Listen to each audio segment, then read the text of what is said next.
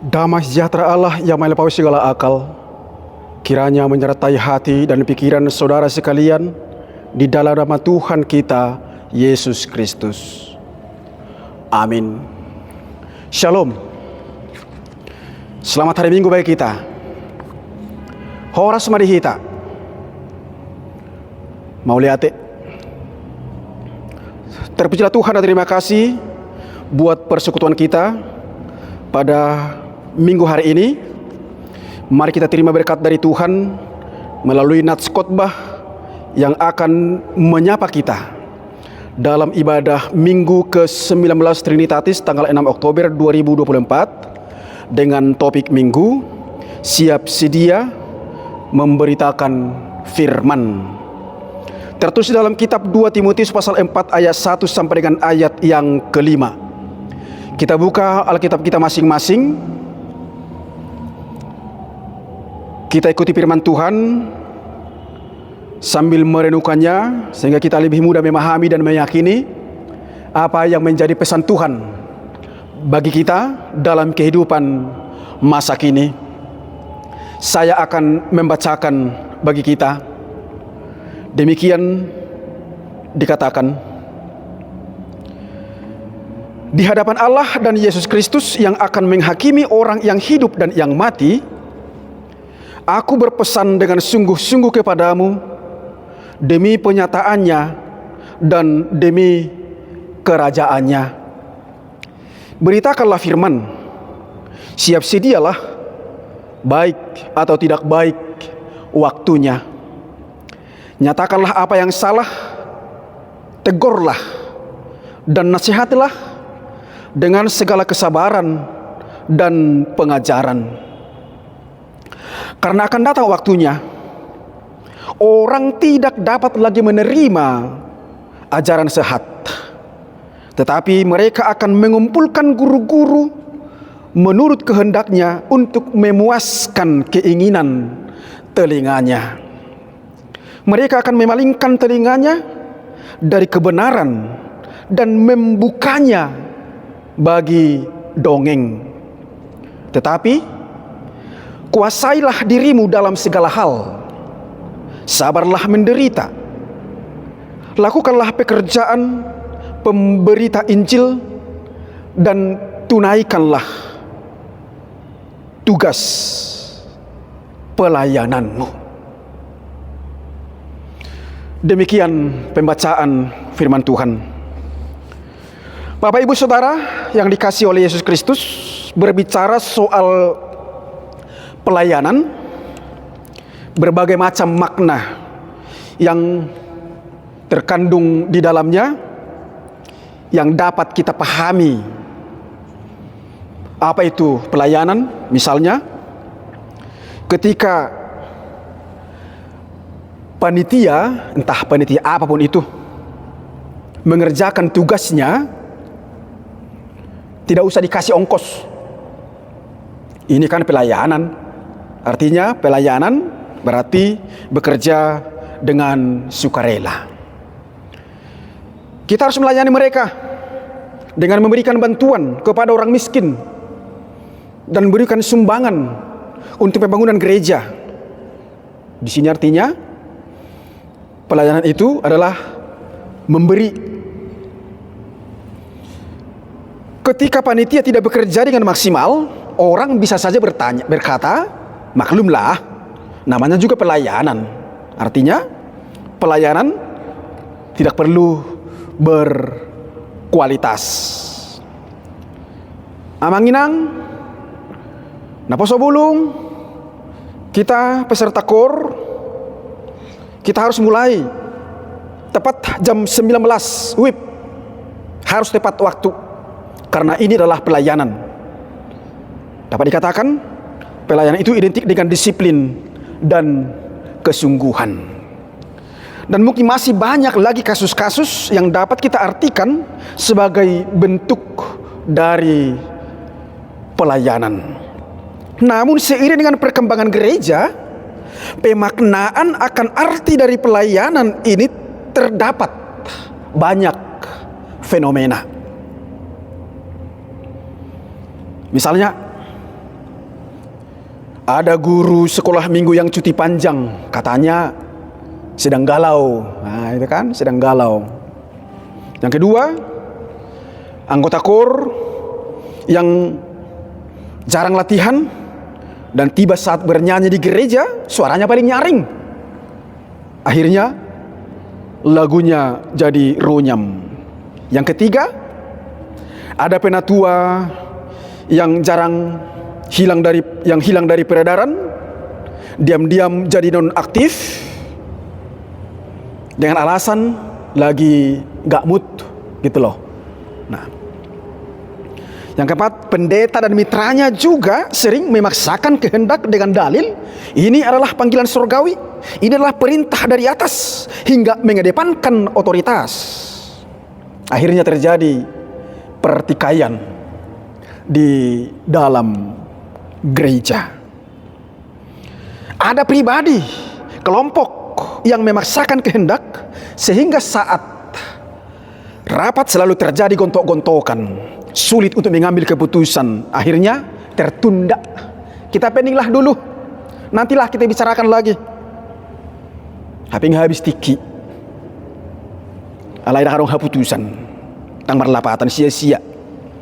Yang keenam, ada yang ngambek mendele, jadinya mengundurkan diri karena kenyataan tidak sesuai dengan keinginannya dan idenya tidak diterima. Baru yang ketujuh, ada rasa takut hingga tidak berani mengatakan, tidak berani menyampaikan sampai tidak hadir, sehingga ketika keputusan sudah diambil tidak mau melaksanakan dengan alasan saya tidak ikut di situ, saya tidak tahu itu, gitu. Dan masih banyak lagi fenomena-fenomena alam tentang masalah dalam dunia pelayanan yang terjadi di tengah-tengah gereja. Namun 7 poin ini sudah menggambarkan bahwa saat ini semakin banyak persoalan-persoalan yang kita lihat dan rasakan dalam pelayanan di tengah-tengah gereja. Pertanyaan Namang Inang, mengapa terjadi hal-hal seperti itu? What's wrong? Di dia persilaan niat apa dan siapa yang mau kita salahkan? Mari kita tanya pada rumput yang bergoyang.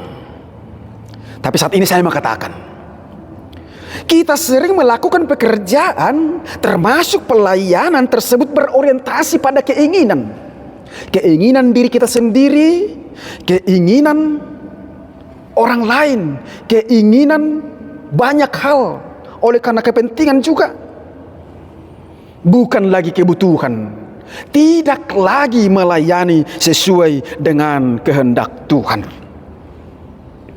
Nah, untuk mengatasi berbagai persoalan yang kita hadapi dalam dunia pelayanan ini, nats ini disampaikan oleh Rasul Paulus kepada Petrus, yang notabene ternyata pada saat itu juga jemaat Kristen sedang diombang-ambingkan berbagai macam ajaran sesat. Ditambah lagi Timotius yang masih muda sehingga merasa kurang layak untuk menyampaikan Injil, menasihati para alim ulama, pemerintah, pemimpin, tokoh agama, dan jemaat masyarakat kecil juga yang sedang tertekan, merasa tidak berani, tidak layak untuk menyampaikan firman tersebut. Seperti yang boleh kita lihat dan baca dalam 2 Timotius pasal yang ketiga, ayat yang ke-12 sampai dengan ayat yang ke-13, dikatakan di situ, orang yang mau beribadah di dalam Kristus Yesus akan menderita aniaya, sedangkan orang jahat dan penipu akan bertambah jahat, mereka menyesatkan dan disesatkan. Apakah hal-hal ini akan kita biarkan, Namang Inang? Tidak. Jangan biarkan hal itu semakin merajalela. Dan inilah tugas dari Tuhan yang disampaikan oleh Paulus kepada Timotius. Sebagaimana dikatakan dalam ayat 1 nats khotbah kita ini, dikatakan di situ, di hadapan Allah dan Kristus Yesus yang akan menghakimi orang yang hidup dan yang mati, aku berpesan dengan sungguh-sungguh kepadamu demi penyataannya dan demi kerajaannya. Artinya, apa yang disampaikan oleh Rasul Paulus bukan atas keinginannya sendiri, tetapi atas dasar tanggung jawab moral untuk memenuhi tugas panggilan dalam rangka membangun kerajaan Allah di bumi yang shalom hingga dipenuhi dengan damai sejahtera.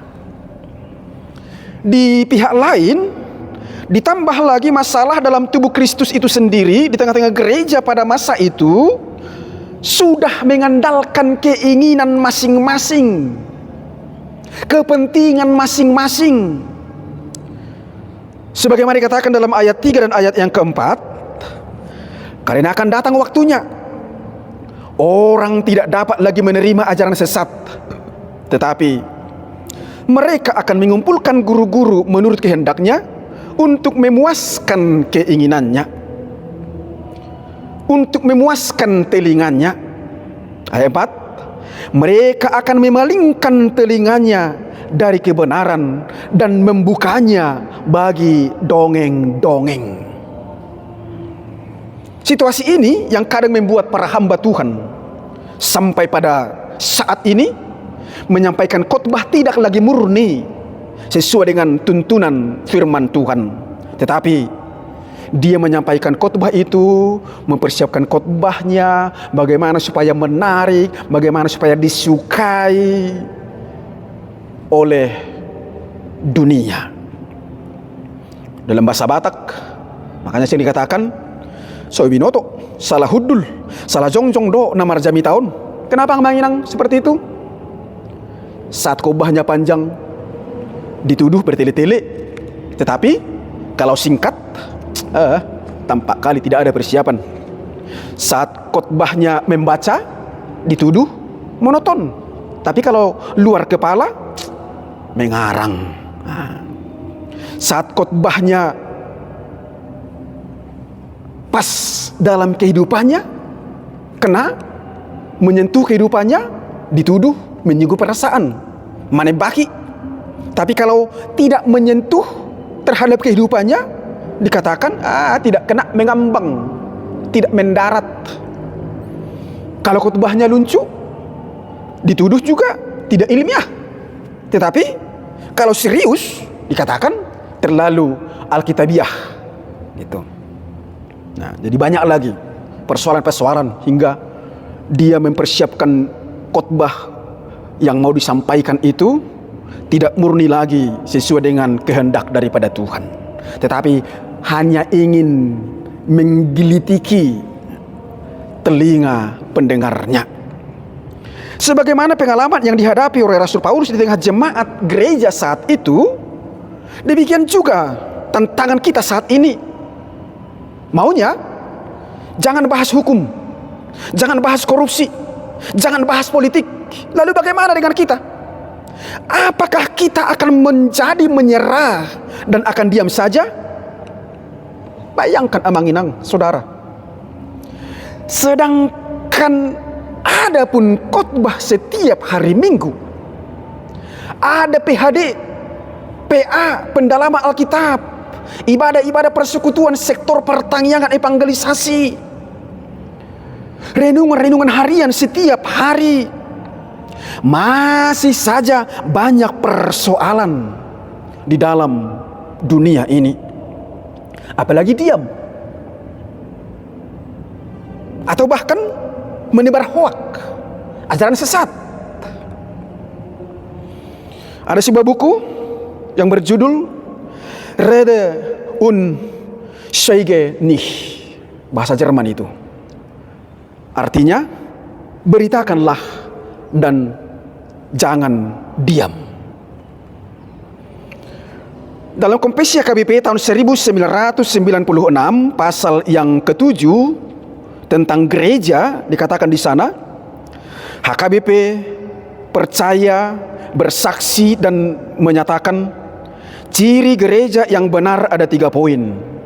Dan yang paling utama, yang pertama disebutkan di sana, kalau firman Allah dikotbahkan dan diajarkan dengan murni.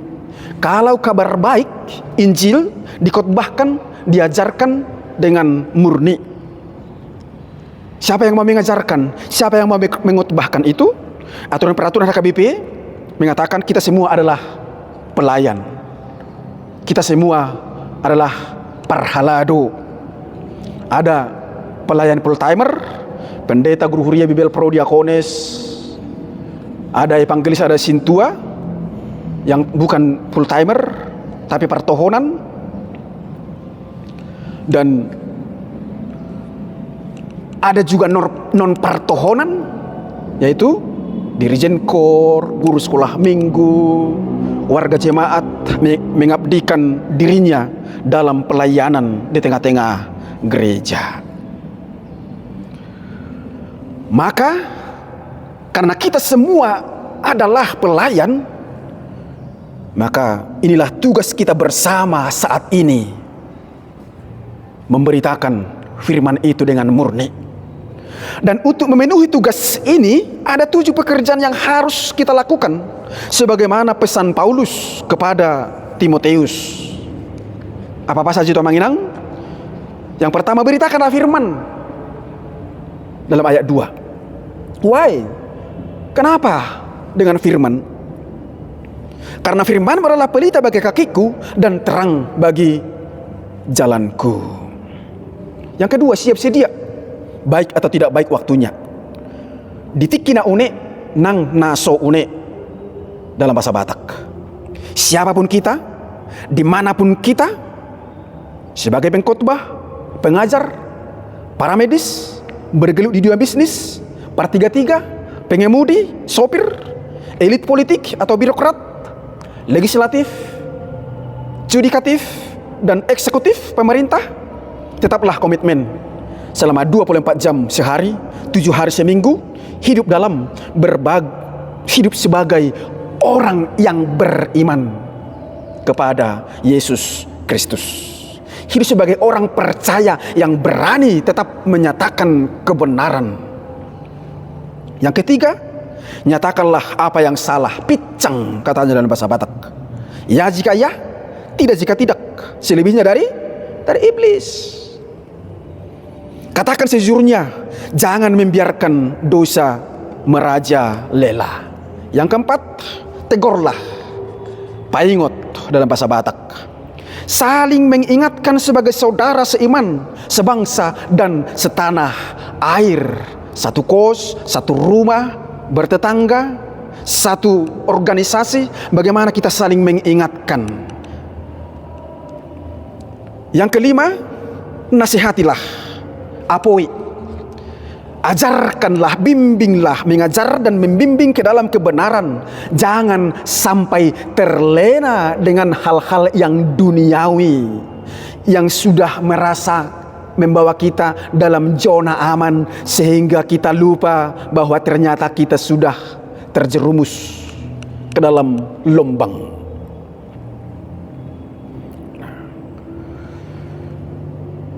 Ingat, inilah tugas kita. Baru yang keenam, sabar dalam mengajar walaupun harus menderita. Ingat, Amanginang, susah bukan berarti tidak bisa. Di mana ada kemauan, di situ pasti ada jalan, yaitu firman Tuhan. Yang ketujuh, tunaikan tugas pelayananmu dengan melakukan kebenaran firman-Nya. Bahasa Batak dikatakan raduti natama, lakukan yang baik. Sekarang kita sudah disentuh oleh firman khotbah saat ini. Pulang kita dari ibadah ini, Amanginang, apa yang harus kita bawa? Apa yang mau kita implementasikan dari ketujuh pesan firman saat ini, Bapak Ibu Saudara? Seorang teolog, Abineno, mengatakan, pelayanan kepada Tuhan tidak diukur hanya dari banyaknya yang kita perbuat, melainkan dari kesungguhan dan kesetiaan kita melakukan pelayanan tersebut. Dan satu lagi, Calvin juga mengatakan yang terpenting adalah bukan apa yang kita kerjakan dengan kekuatan kita, melainkan apa yang dikerjakan Allah melalui kita. Selanjutnya, bagaimana kita mengaktualisasikan dalam kehidupan nyata sehari-hari, baik di rumah, di dunia kerja, dan di tengah pelayanan gereja. Maka melalui khotbah saat ini, mari kita menyadari bahwa kita semua terpanggil untuk melayani. Maka ingat dan camkanlah 3 hal ini. Yang pertama, melayani dengan waktu. Jangan melayani ketika kita memiliki waktu luang, tetapi luangkan waktu untuk melayani dengan motivasi yang benar. Yang kedua, melayani dengan merdeka. Jangan melayani Tuhan hanya pada saat hidup kita kondusif, aman, nyaman, tenang, dan senang, tetapi kondusifkanlah waktumu untuk melayani Tuhan. Yang ketiga, melayani dengan sungguh. Jangan melayani Tuhan hanya dengan sekedar kata-kata saja, tetapi layanilah Tuhan melalui totalitas hidup untuk berbuat baik dan menyatakan kebenaran, menegakkan keadilan, dan menciptakan kesejahteraan. Amin. Terima kasih.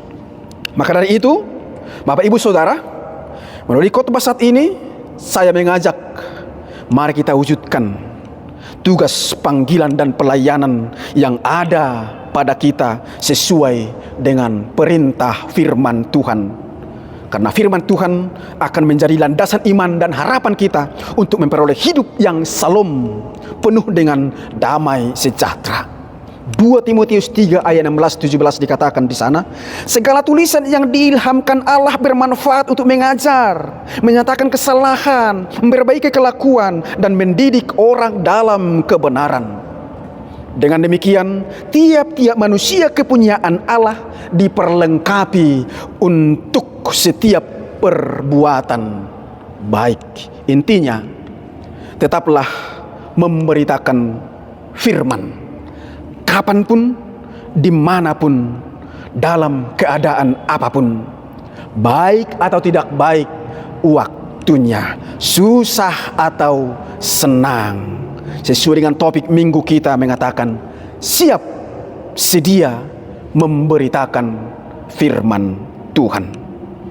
Tuhan memberkati dan menyertai kita semua. Amin.